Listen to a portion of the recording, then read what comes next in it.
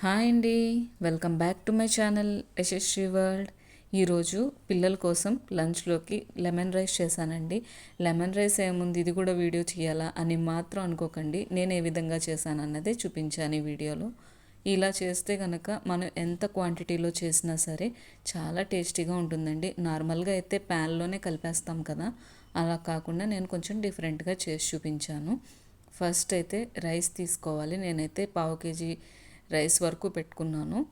ఆ రైస్కి 2 నిమ్మకాయలు తీసుకున్నానండి.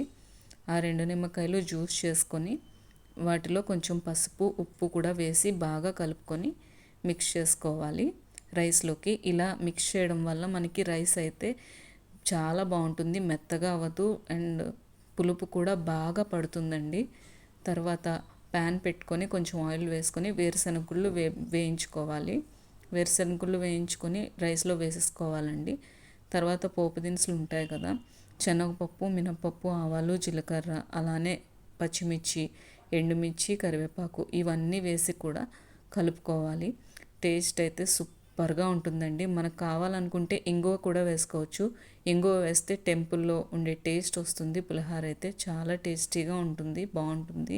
ఎక్కువ క్వాంటిటీలో చేసినప్పుడు మనమైతే చింతపండు పులిహోర చేస్తాం కదండి, అలా కాకుండా ఈ లెమన్ రైస్ కూడా ఇలా చేస్తే చాలా బాగుంటుంది, తొందరగా అయిపోతుంది.